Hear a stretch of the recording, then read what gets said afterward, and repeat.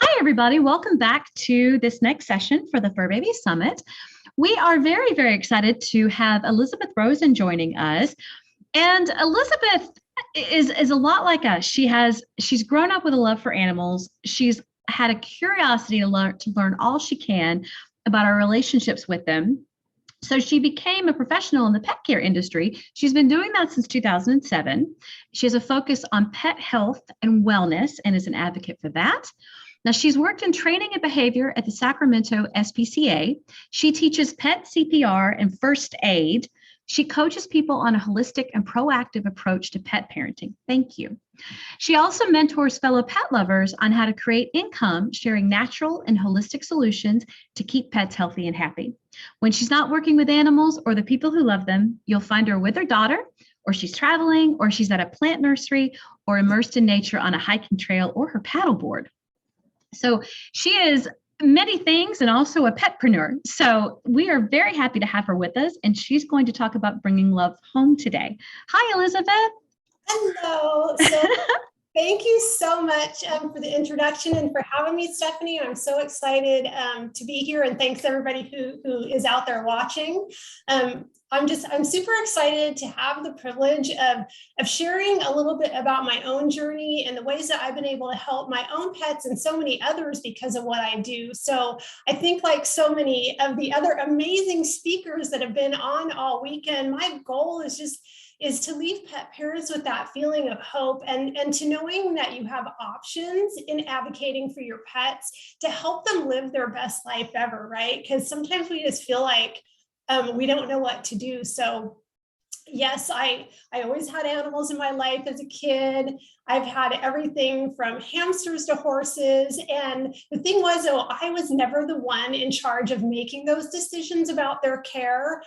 So when I did start adding my own fur kids to my own family as a young adult myself, I think the only thing that I really considered was like, how can I get the food my vet recommended at the cheapest price, right? You know, because that was all I really knew. And my influences, it just wasn't something that was really talked about, right? Pet nutrition. It just wasn't something that I grew up hearing about. So in 2002, I adopted what I call my once in a lifetime dog. He was a Shepherd Husky mix named Bandit. And he's totally the reason that I am who I am today and that I do what I do today. He's the one that started me down this path. So I could talk for the full time just about him, but we'll skip forward to 2003 when he was probably about a year and a half. He suckered me into letting him bring home 2 3-week old kittens that were from a nearby feral colony. And that was Jesse James and Cleopatra. And then a couple years after that, we adopted an Australian Shepherd named Bear. He was 5 years old, and he was my first attempt at fostering. So we see how that went. I'm sure you can relate. Probably a lot of people on here can relate to that, right? Yeah. So with my very limited knowledge on pet health and wellness, all my babies started out on a kibble diet. And then I think around 2007, I was going to this dog behavior training academy, and one of my fellow students had introduced me to the concept of raw feeding, and I was super intrigued, and I switched my dogs to a homemade raw diet. And with the kitties, I would get, they loved the meat from the chicken necks. I don't know why. So I'd snip it off and I'd, kind of give it to them more as a treat. And sadly, at that time, I didn't really know that it was actually even more important for kitties as obligate carnivores to eat a fresh raw diet. I think doggies being opportunistic scavengers, maybe there's a little more, their systems might be a little more forgiving in their diet, but still, I wanted to do the best. So I started down that path at that time. And I feel like regardless of the changes that I was making, because Bear was 5 when he came to us. So after 3 years, we lost him to cancer. It was super difficult, not only because he wasn't with us that long and because he was so young, he was only 8 years old, but and I mean, it's always, all of us know it's always hard to say goodbye to a pet, but I'd also, because I was learning more at that time, I had taken them all the way down to Davis. I'm in Sacramento, and it was the only holistic vet office that I knew of. And it was kind of the first that I even was learning about holistic medicine, but I still didn't really get any options for him. And it wasn't the best experience. I felt like I didn't do all I could do. Like, I felt like there should have been more. And then a year later, almost exactly, we lost one of the kittens, Cleopatra, who was only 8.5. She ended up with renal disease. So that was too young. So I did find another holistic vet at that time who did give me more alternatives with her. But my own knowledge, like, I was still so young in this journey myself, but with those back-to-back losses of really young pets, I feel like I just like slammed on those mental brakes of what I thought I knew about pet parenting and pet care. And the first thing I got a hold of was Marty Goldstein's book, The Nature of Animal Healing. And I bet a lot of people on here know of him. It was super eye-opening for me. I learned so much. And I guess you could say I really went down that whole holistic rabbit hole from there. And I just wanted to learn everything that I possibly could and do whatever it would possibly take to keep the pets I had left, which was Bandit and Jesse James. I wanted to keep them as healthy as I could so they would be with me as long as possible and feel their best, right? Have their best lives as well. So I don't know if that was a total success, but I think there was other things like, maybe it was their early life on kibble. Maybe it was some of the outside influences, like over vaccinating on the recommended schedule, or even household products that I used way back then before, when I didn't know what I didn't know. I was cleaning the bathroom floors with Lysol that the cats were walking on. I'm like, oh, when I think about it now, it just turns my stomach, but I didn't know better. What I can say is, when they did get issues later in life, I feel like I was able to make more educated decisions, and I had so many more options at my disposal and could just make better choices for them than I ever had before. So I feel like their end of life care, or like as Dr. Danny said,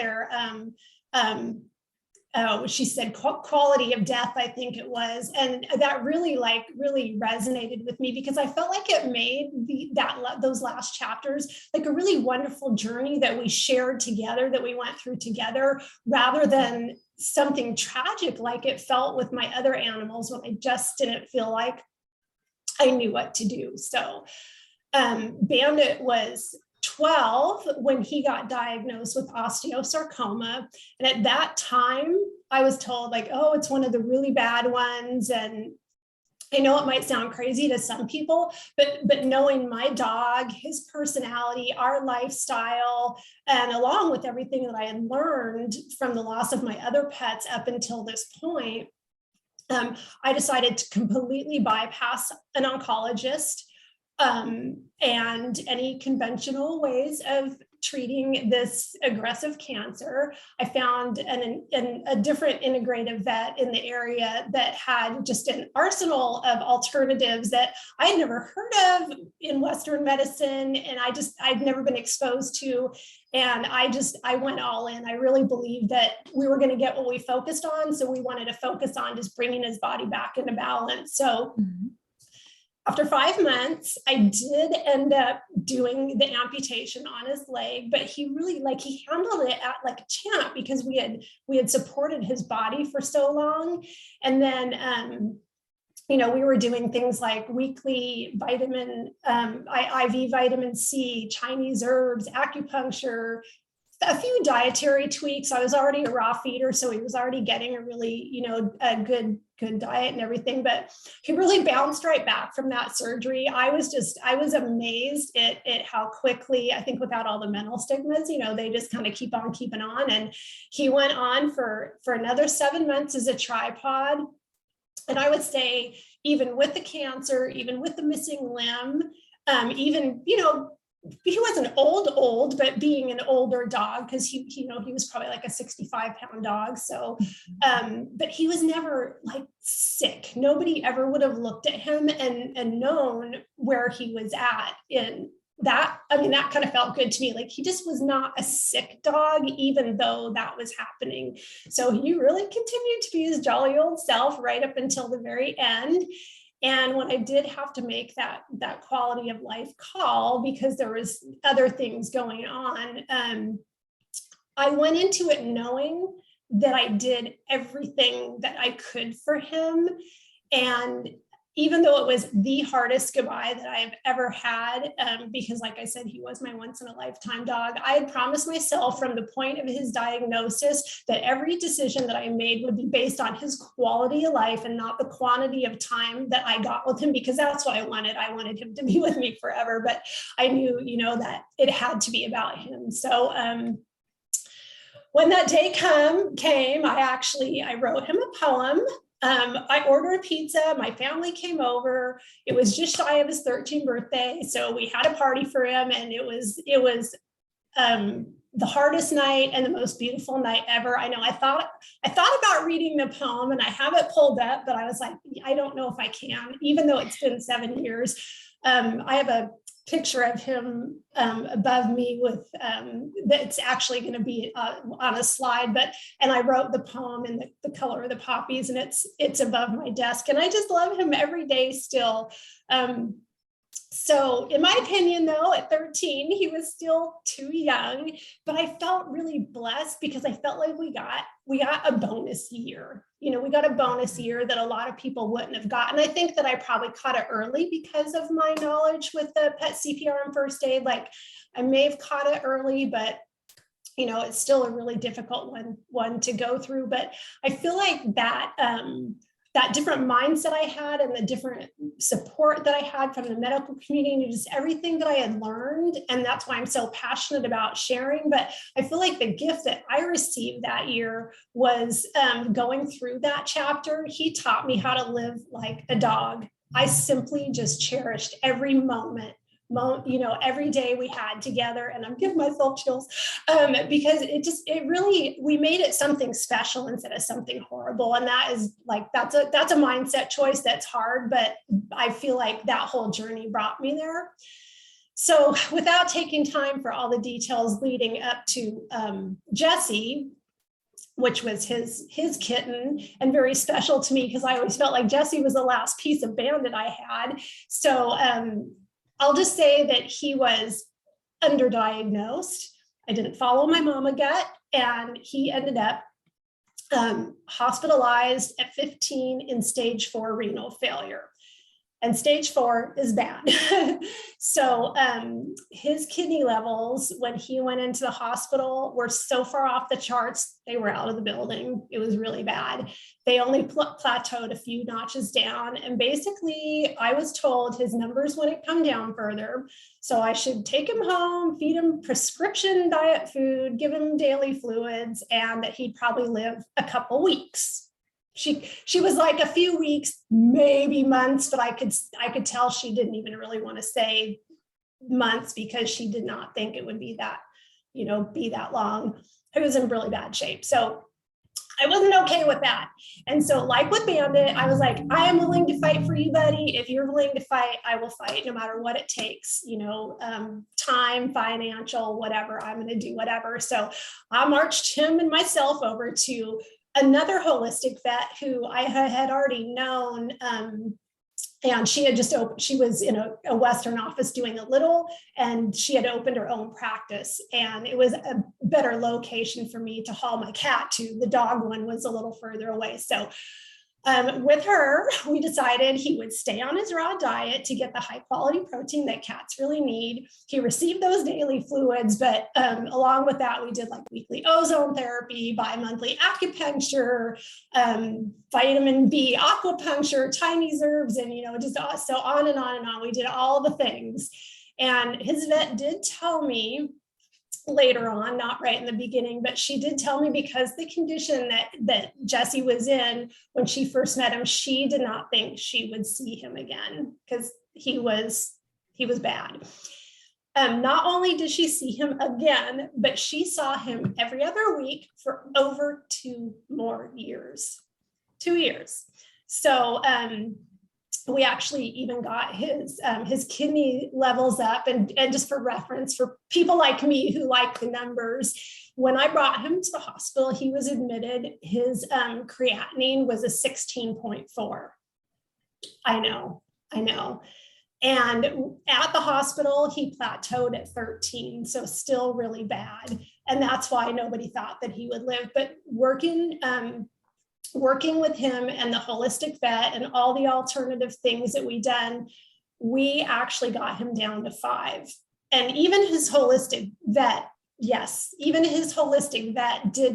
was like, you know, his story I will tell forever, because he was just a little miracle. But we as long as he wanted to fight, we kept fighting with him.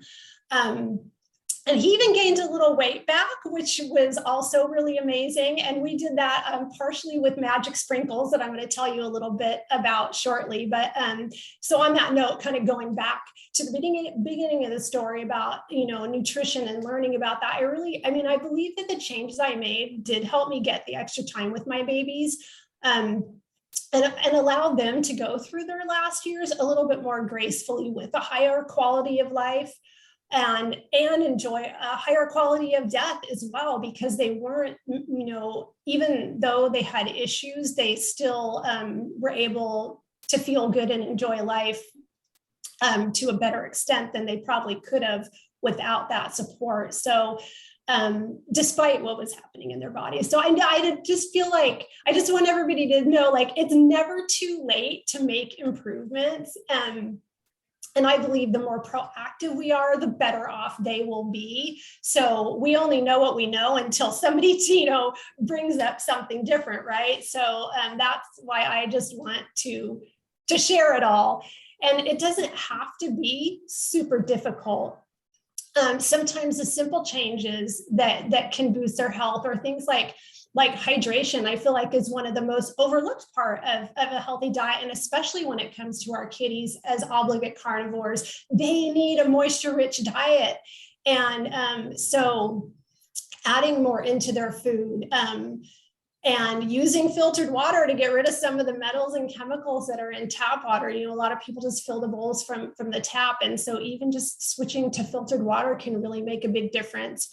Exercise is huge, and that's both mental and physical for both our kitties and our dogs. Not just walking the dogs, but the kitties need that stimulation too. And when we're creative and have fun with it, that further strengthens the bond that we have with them and them with us as well.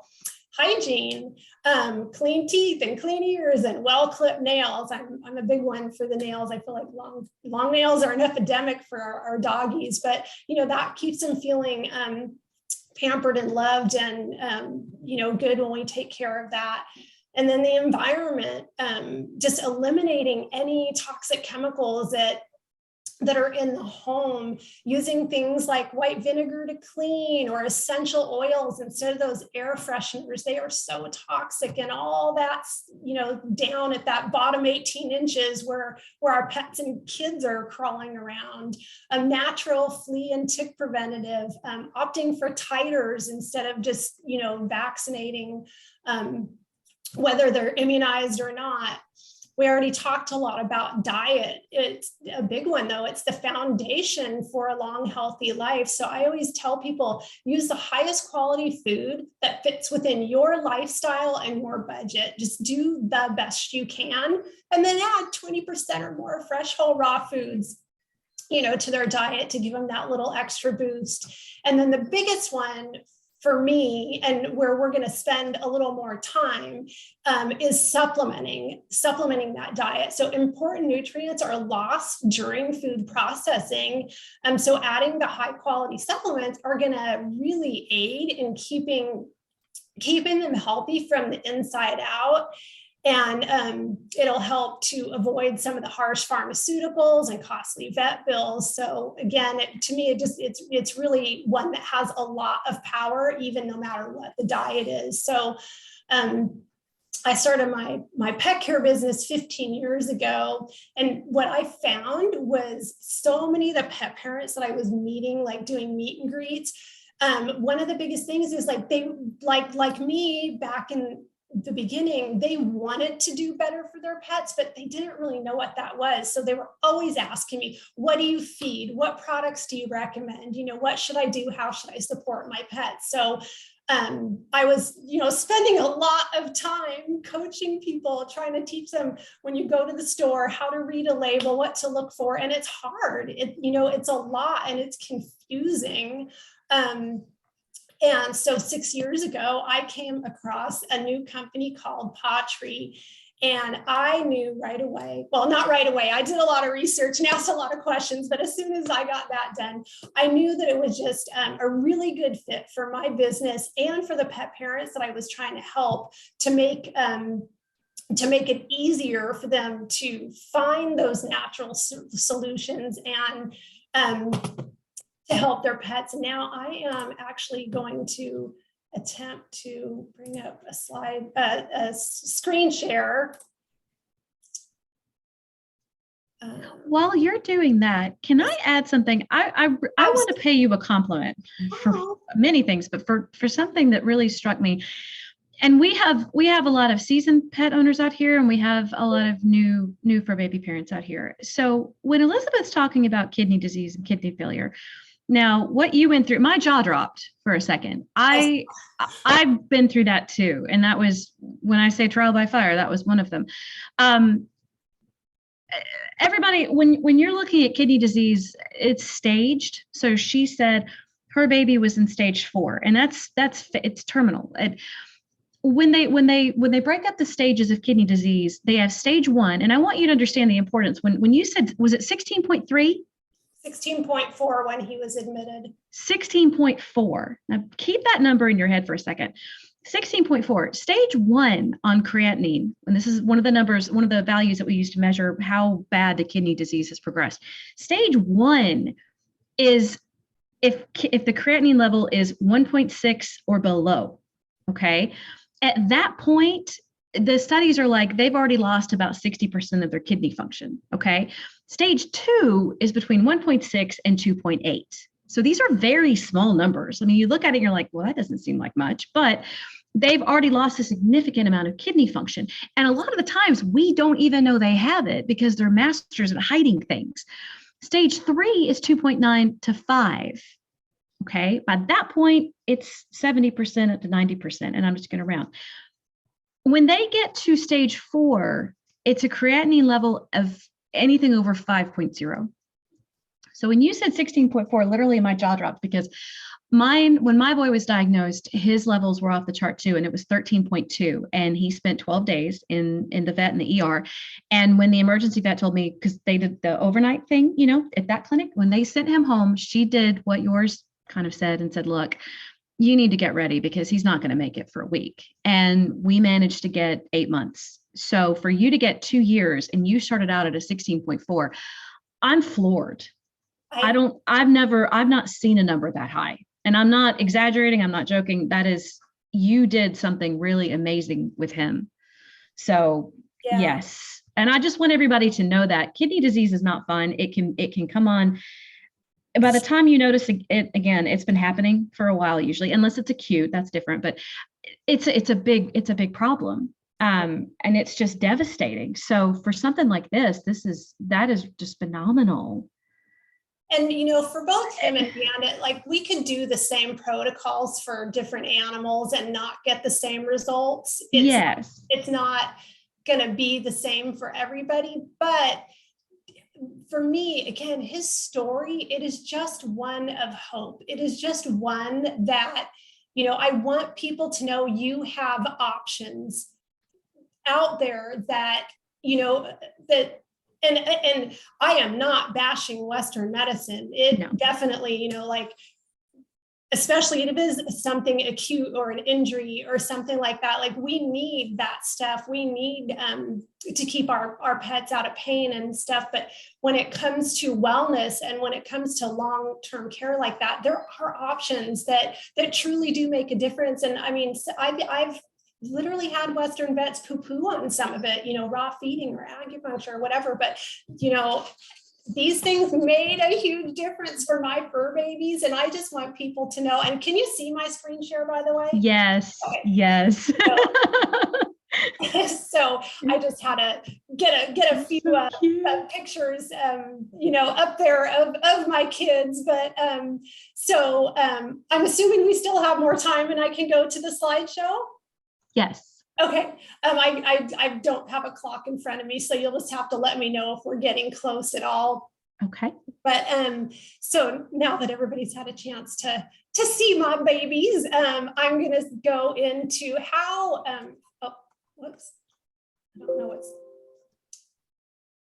what's going on. Okay. Oh, I think I might have skipped one of the slides because anyway, so I just want to talk a little bit about some of the supplements that are near and dear to my heart that I feel like can really help proactively, and how we bring love home with Patry to help with that. I've just found that it's just a phenomenal company with phenomenal products. So those are the ones that I like to share. And, of course, for people who like to do research, there's a lot of other great stuff, but this to me has been a way that is just convenient, and the products delivered. The testimonies that I've gotten back, that's what keeps me wanting to share this, shout it from the rooftops, really, as another way to just be proactive and to make it easier for pet parents to get there. So, our pets, they give us unconditional love, and they have to rely on us to decide what goes in their bowl. They don't, we bring them into our homes and they don't have a choice after that. So they really rely on us. And there's so many things that I do love about Patry, but I have to say the biggest one really starts with the founder. So he was already in the pet industry. And I feel like this is really important for people to know. He was in the pet industry for decades. He was watching what the big companies were doing, compromising the quality of the products because they want to make more money. And so Roger Morgan, the founder and CEO of Patry, he did not feel like that was okay. Being a pet lover himself, he was concerned about that. And he started this company really to put pets first, to put the pets before the profits, and to do whatever it took to make the highest quality products for them. So we're not going to be for everybody, but they really are phenomenal products. And again, it's more than just the products; it's the community and everything that goes along with that. So, what it is it's really everything that you could possibly need. So food, treats, supplements, grooming supplies. And of course, the line is every year, there's new products added, and it is a younger company. It's only in the 8th year. So to me, it was a really big deal. They're natural and holistic products that are developed by veterinarians and a PhD in animal science and pet nutrition. So it is people who, that's what they do. They study what the animals need. I'm having trouble switching slides for some reason. So they do have kibble. I'm a raw feeder, but not all kibbles created equal, for sure. So with the Patry food, again, since they really are so concerned about the integrity of the ingredients.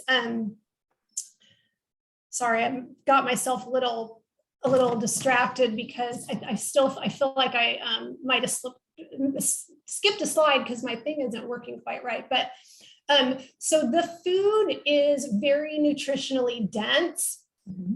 And that means that it's more bioavailable and they're going to get more. So actually pets eat less of the Patry food than they do of other foods.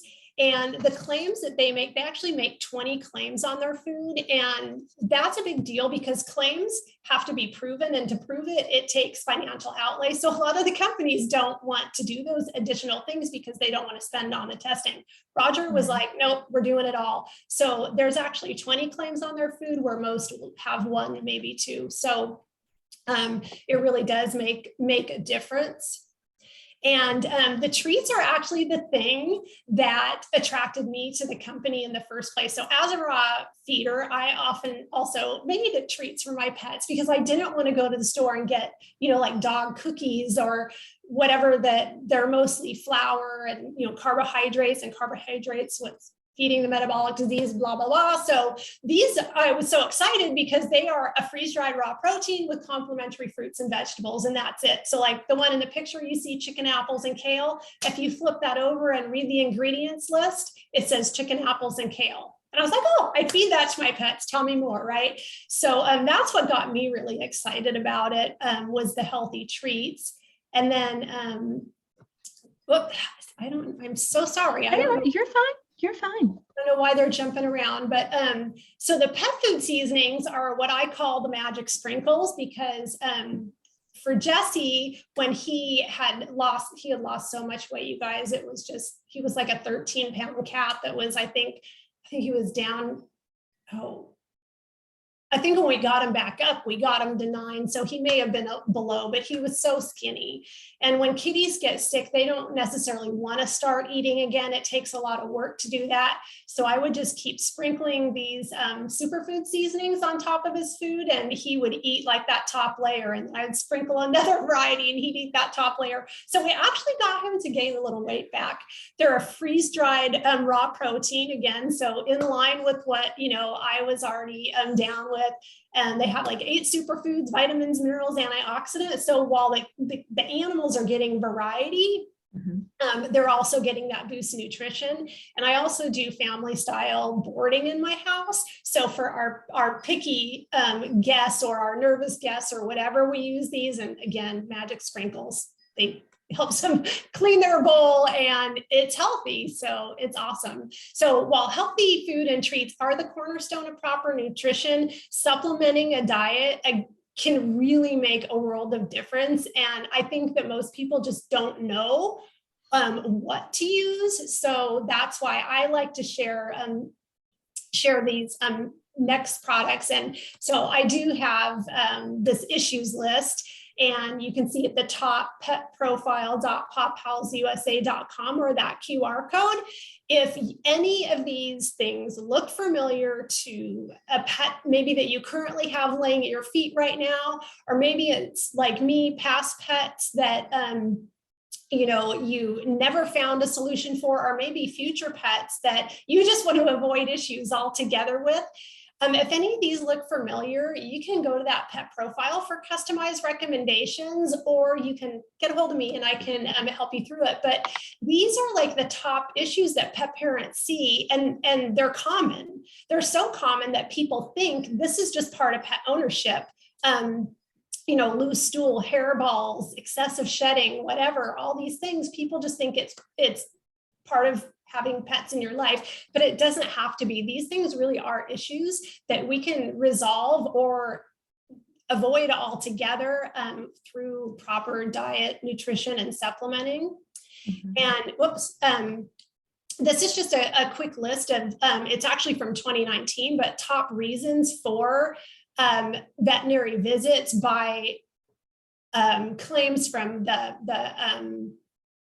pet insurance company. So to me, you can see GI issues is at the top of the list for both cats and dogs. And then they're very similar between the lists, but just different orders. Like dogs have skin issues, kitties do too, but they're lower on the ish and list. UTIs are really high for kitties. Again, that dry food diet is going to be really hard for them, a little lower for dogs, but things that I know you're nodding, like we could talk all day just about the kitty diet being obligate carnivores and their different needs. But so the cool thing is with the 4 products that I'm going to go over real quick, these core 4 products can actually address the top 80% of the reasons that they go to the vet and 100% of the reasons that are non-surgical or disease related. So again, these things can be resolved or best case scenario avoided altogether when we start early.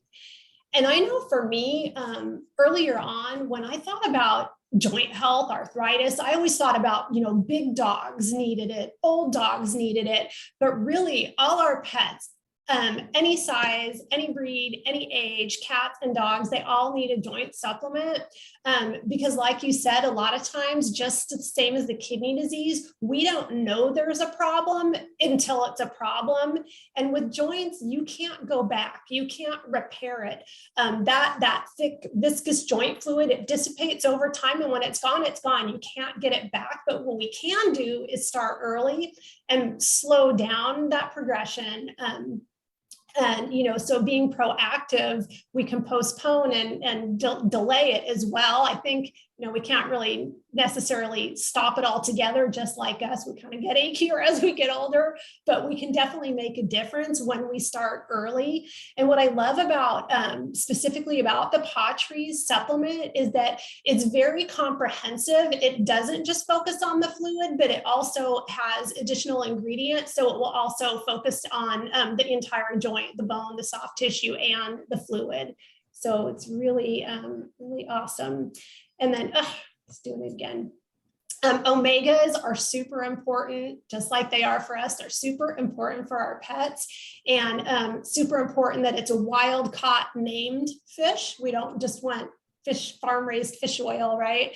So the important thing about this too is that it is developed specifically for pets. So the ratios are going to be just what they need. And we actually call it liquid gold because this is one of our most popular products. And I don't know, for those of you on TikTok, you may have seen it. A lot of people do TikToks about this and how it helps with shedding, because that's what pet parents love the most, is that it will reduce excessive shedding. But really, those essential fatty acids, they help the entire body at a cellular level from the inside out. So they're going to not only reduce shedding, but they're going to help reduce seasonal allergies, any skin issues, coat issues. So anything that's going on with the skin and coat, you'll really see a huge difference. But it's also heart health, brain health, eye health, the whole 9 yards. So for your omegas, our liquid gold is amazing. And then we already talked about GI issues being the top reason that both cats and dogs go to the vet. So supporting their gut health is super important. The gut is like 90% of their immune system. So it's really important that it's healthy. And again, it's a very well-rounded product. It has the probiotics, the prebiotics, the digestive enzymes, and herbs specifically to soothe the gut. And it's packaged in a way that ensures live probiotic efficacy in every dose. And that's important. You don't ever want to get probiotics that are like in a jar that you scoop out, because it is a viable organism. So the beginning will be good, and then the end is really, you're just giving them powder. So it'll help with all the issues that can go on with the GI. So I feel like in the very least, like puppy owners, whatever, have it as a medicine chest item, because if they ever do get into anything, get loose stool, tummy upset, it's going to clear it up. But you can also use it as a daily supplement to keep that gut full of the good bacteria, keep those bad bacteria away, because that's what's going to lead to lower immune and issues. So then the last one is the CBD Mega. And so pets have an endocannabinoid system, and it creates balance in the body. It like reacts to outside environment and creates balance in the body. And if that balance is off, that can lead to disease. And while they produce endocannabinoids in their system, if it is off, that leads to disease. So we can actually use cannabinoids from plants, the CBD that's in the cannabis or hemp plant can act as the cannabinoid that we can help them with. So this one is an organic broad spectrum extract. It's certified organic and GMO free, minimally processed. It doesn't have pesticides or chemicals. And again, it's a very comprehensive product. So it's going to help calm due to anxiety. So, if you have anxious pets, like I know 4th of July coming up soon is always a big one. It'll help with aches and discomfort. It will help with mobility. It'll support the immune system, cognitive function, the digestive tract, even allergies and skin and coat health. And it kind of will give a supercharge to any other supplement you're using. So just a really well-rounded product. And using the four of them together, they act synergistically to support every system in the body. So, and the great thing is it's always risk-free to try. So these are just 4 of the many, many things that we have. And we have things that target specific issues, but everything is 100% satisfaction guaranteed. So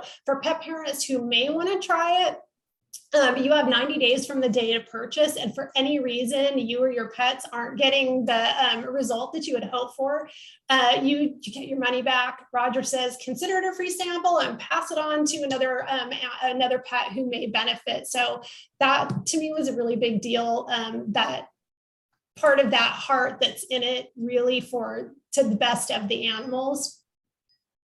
And then there is a paw club that's free to join. It's just the way you order that has discounted and free shipping options. And then you get loyalty points. So when you do want to order more, you can use those to get free products later on. So that's pretty cool. And then one of the things that I really love is mentoring other people, other pet lovers, as an additional source of income. So it's great for rescues. Like I have a rescue that's on my team. She's a kitty rescue in Oklahoma, and we've just raised so much money for her rescue kitties, and she does it on her own. She has like hundreds and hundreds. She has like 2 buildings. She's amazing. So I love helping her raise money. Even breeders, we got to look at both sides of the coin. The breeders, it's a great way to enhance the health of their pets and create cash flow between litters. For people that, like through the pandemic, we've all gotten a little lonely, and communing with your fellow pet lovers is the best people to be with, right? So that community and connection, whether it's stay-at-home pet parents or entrepreneurs like me that already have a pet business, and people who just looking for another way to make an impact or an additional stream of income. I'm happy to talk to anybody that might spark an interest for, or connect me if there's somebody that that it might spark an interest for, and especially the rescues. I could even do fundraisers too, so however that looks. And then that should be, if I could get my, I don't know what just happened there, but I think there might have been one more slide, but it just kind of disappeared. So that's okay. Did it go out? No, it's on the slide. Oh. Come on. I'm still here. Can you still see me? I can still see you. Okay. My Zoom hiccuped for a second. I know my screen slide, like I was trying to go the last slide, and that might have been what made it pop off. But anyway, that's what I wanted to share today. So thank you very, very much for sharing that with us. Let me make my screen a little bit smaller again here. No, that is such valuable information, and it's like you said, and I think we've carried this thread through the weekend so far. None of us are bashing any of our vets or any Western medicine. All of this is to bring awareness to the other options that are out there and available for us, so that we have another tool in our toolkit to be able to help our fur babies. And a lot of times we don't know that there's other options out there or even available to us, and the internet can be overwhelming. So this is really, really valuable information. I was going to tell you the oil. I have. I was sitting there thinking, I've got that in the fridge. Awesome. So you have that, and you've got such an amazing story with I'm floored by his story with your kitty baby. I just am. I noticed something that you also do with your CPR and your first aid for your pet. Do you teach that as well, right? Before the pandemic, yes. I kind of slowed down. And And I now I sort of only do it on request, like some of the local doggy daycare centers, like they like to have me come in and train their employees. But I am an instructor from a company called Pet Tech, and there are classes all over the United States. And I really like it because it is in person. You do get hands-on training. We use stuffed dogs. Some of them have the other dummy dogs. You learn how to do the CPR compressions, the mouth-to-mouth, the bandaging. So there's a lot of hands-on. There's also a lot of lecture, but it's a really great foundation course for learning about pet CPR and first aid. So, I've never done any of the online courses. I know there's other companies now that do online stuff. And I think the in-person, there's just that added benefit. And I know there are instructors all over, classes going all the time. So for people who aren't in Sacramento, it's not just me. There's a lot of qualified instructors all over. So it is a really great class. And I really did enjoy teaching it because I love sharing information. That's my favorite thing to do with pet parents. But it wasn't so fun with limited class size and masks. So I kind of backed up, and Pottery gives me the ability to work from anywhere. So I can actually travel and still work. Whereas that one, it's, I take a day off to work, it's a long class. So I have to take a day off of work to work, but I might start teaching again. I wanted to point that out. I thought it was something additional that was really cool. And I was sharing some tips about disaster preparedness and emergency prep, just all the things that can happen that we don't think about until it happens. Right. And CPR was one of those things on the list. It was funny, right before the pandemic, before COVID, before the pandemic, we have a semi-local group that teaches it out here for Furbaby parents too. So that was on the list. So I love that you have that in there in your tool belt. So. Yeah, I always say I'm one of those people that doesn't do sit still very well. So like after my pet sitting business, I'm like, what more can I add? What more can I do? How else can I help pets and the people that love them? So I came across that, and then I came across Pottery. So I don't know what's going to be next, but I'm just always looking for ways to make a bigger impact. So. Well, we appreciate it. So what is the best way for people to connect with you or to reach out to you? That was what was on the last slide, actually, was that there was one more. It was my contact information. Well, I think since you have the link from Pottery, my Paw Pals USA, yes, that email address that you put up there is great. If they go to pawpalsusa.com, my phone number and my email, they're on there, so they can contact me directly through there. I am on social media, but I'm not huge. If you want to find me, just make sure to spell my name with an S. Okay. I do have a page for Paw Pals USA, but I'm not super active on social media. I know I need to up that game, but the website, email, or and like I said, my phone number would be on the website as well. So, and I could, I guess I could have grabbed my Calendly link for anybody who wants to schedule, but if they just. I have the website pulled up on my side, and we'll have that posted in the group so people can also find that and find you. So thank you so much for doing that. And thank you so much for coming on and sharing all of this with us, because nutrition is such a big part of this, and it's able to mitigate. I could say it's able to mitigate a lot of problems, and often we can cut things off before they become a problem at all with good nutrition and learning. There's so much out there that it's like we've said now several times, there's so many more options. And I really appreciate you coming on and sharing this with us and talking about this with us and with everybody listening. So all right. Thank you. Thank you.